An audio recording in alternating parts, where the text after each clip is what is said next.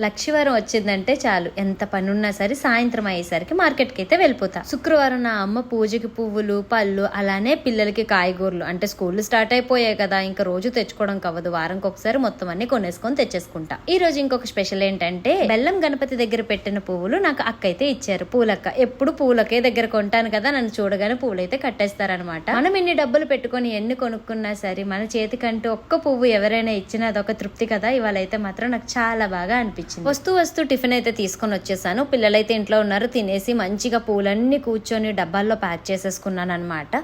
ఎందుకంటే శనివారాలు వ్రతాలు కూడా చేస్తున్నాను కదా, మళ్ళీ శనివారం వరకు ఉండాలంటే శుభ్రంగా తొడుములన్నీ తుంచేసుకొని బాక్సుల్లో సర్దేసుకున్నాను. లాస్ట్ వీక్ శుక్రవారం పూజ చేయలేకపోయాను కదా, ఒంట్లో బాగాలేదని చెప్పి ఆ పువ్వులు కూడా బాగాలేనివన్నీ వేరు చేసేసి బాగున్నవన్నీ ఒక డబ్బాలో పెట్టేసుకున్నాను. ఇంకా ఎస్పెషల్ గా అయ్యవారి కోసం ఈ గన్నేరు మాల తీసుకున్నా. చుట్టూ పెడితే అదొక అందం కదా, అందుకని. ఈ పువ్వులు అయితే మాత్రం బెల్లం గణపతి దగ్గర నుంచి వచ్చాయని చెప్పాను కదా, అవే ఇవి. రేపు పూజ చేసేటప్పుడు పూజలో పెట్టుకుందామని పక్కన జాగ్రత్తగా దాచుకున్నాను. సాయంత్రం తోమిన గిన్నెలు సర్దుతూ ఉంటే చేయి తగిలి గాజు గ్లాస్ పగిలిపోయింది. ఇంకా బ్యాలెన్స్ గిన్నెలు బట్టలు ఉతికేసి ఎక్కడొక్కడ సర్దుకుని పడుకునేసరికి నైట్ 12 అయింది. ఉదయం పూజలో కలుసుకుందాం. నేను మీ వైజాగ్ పిల్ల.